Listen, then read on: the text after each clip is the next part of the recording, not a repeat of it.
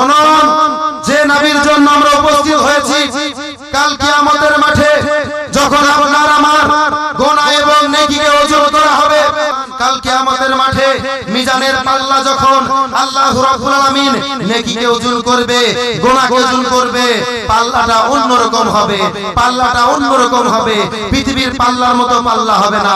ওইখানে যখন আপনার গুনাহকে ওজন করা হবে, আমার গুনাহকে ওজন করা হবে, আপনার নেকি ওজন করা হবে, আমার নেকি ওজন করা হবে, এইবার দেখা গেল আমার নেকির ভার কমে গেছে, গুনাহ বেশি হয়ে গেছে, আমি ঝরঝর করে কান্না করতে আরম্ভ করব।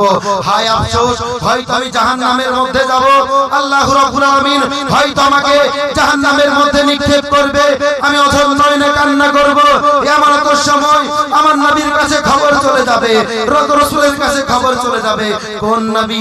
যে নবীর জন্য আমরা এখানে বসে আছি, যে নবীর জন্য তেল পুড়িয়ে খোঁজ ঝুরাতে এসেছি, যে নবীর জন্য আমরা বসে আছি, যে নবীর ওয়াজ শোনার জন্য মজলিসের মধ্যে বসে আছি, সেই দয়ার নবী, সেই মায়ের নবী আপনার জন্য আমার জন্য হাসরের ময়দানে ছোটাছুটি করবে। যখন নবী খবর পাবেন আমার উম্মত গুনার জন্য কান্না করছে, গুনার পাল্লা তার গুনাহ বেশি হয়ে গেছে, নেকি হালকা হয়ে গেছে, নবী আমার এক সেকেন্ডের মধ্যে ওদিকে না দিকে আপনার আমার কাছে এসে হাজির হয়ে যাবে। জোরে বলেন সুবহানাল্লাহ। হাজির হয়ে যাবে। হাজির হয়ে যাওয়ার পরে ফেরেশতাকে জিজ্ঞাসা করবে, ফেরেশতা ব্যাপারটা কি বলো? ফেরেশতা বলবে, ইয়া রাসূলুল্লাহ, ইয়া হাবিবাল্লাহ, নবী গো, আপনার উম্মত পৃথিবীর সরজমিনে গুনাহ বেশি করেছে, নেকি কম করেছে, এই জন্য তাকে জাহান্নামের মধ্যে নিক্ষেপ করা হবে, জাহান্নামের মধ্যে নিক্ষেপ করা হবে। নবী আমার বলবে, ফেরেশতা তুমি ঠিকঠাক ওজন করেছো? ফেরেশতা বলবে, ইয়া রাসূলুল্লাহ, আমি ঠিকঠাক ওজন করেছি। আরো ফেরেশতা আছে, তারাও দেখেছে ওজনে কোনো কমতি হয়নি। নবী আমার করবেন কি? পকেট থেকে একটা কাগজের টুকরা বের করবেন, আর কাগজের টুকরাটা ওই নেকির পাল্লায় রেখে দেবে। ফেরেশতাকে বলে, ফেরেশতা এবার ওজন করো, ফেরেশতা এবার ওজন করো।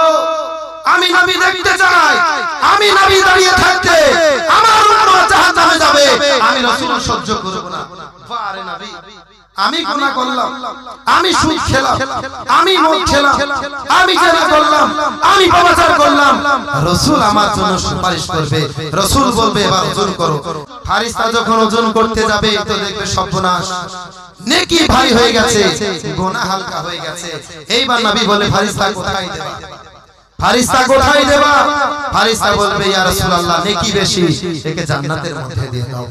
তাহলে চিন্তা করুন, নবী আপনার, নবী আমার জন্য কাল কিয়ামতের মাঠে সুপারিশ করবে, আর সেই নবীর জন্মদিন আমরা উপস্থিত হয়েছি টাকার লোভে নয়, নবীর ভালোবাসায় এসে উপস্থিত হয়েছি।